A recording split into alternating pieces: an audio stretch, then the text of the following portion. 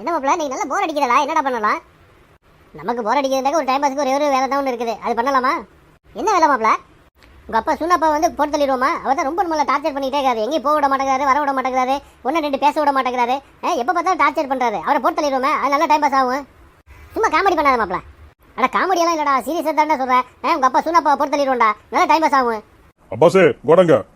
என்னடா நேரம் ஆயிடுச்சு, இன்னும் ஆள் வரலன்னு பார்த்தேன். இந்த வந்துட்டார்ல, இந்த கூப்பிட்டு உடனே போடா. என்னடி கேள வர? என்னப்பா? இந்த காசை புடி. எனக்காப்பா? ரொம்ப தேங்க்ஸ்ப்பா. சொல்றத கேளுடா. இந்த காசை எடுத்துட்டு போய் அன்சாரி கடையில் போய் ஒரு 5 கிலோ அரிசி வாங்கிட்டு வா. அப்பா இல்ல தெரியாதனமா தான் கேட்கறேன். எப்போ மூட்டை அரிசி தானே வாங்குவியா? இன்னைக்கு என்ன புதுசா போய் லூஸ்ல போய் 5 கிலோ அரிசி வாங்கிட்டு வந்து சொல்றியா? அதுவும் கடையை மாற்றி சொல்றியா? எப்போ வந்து அப்பா கடையில் தானே வாங்குவியா? இப்போ என்ன புதுசா போய் இந்த கடையில் போய் வாங்கிட்டு வந்து சொல்றியா? அடா நம்ம எப்பவும் வாங்குற அப்பா கடையிலே போய் அரிசி வாங்கணும்னு வச்சுக்குவேன். அவனுக்கு 2 மாசமா நான் காசு கொடுக்கல அரிசிக்கு. இப்போ போய் நீ அரிசி கேட்டேன்னு வச்சுக்குவேன், உங்கள்கிட்ட காசு இருந்துகிட்டே ஏன் தரல அப்படின்னு சொல்லி இந்த காசை வாங்கிக்கிடுவான். வாங்கிட்டு பழைய கணக்கை கழிச்சுக்கிடுவான். இப்போ புதுசா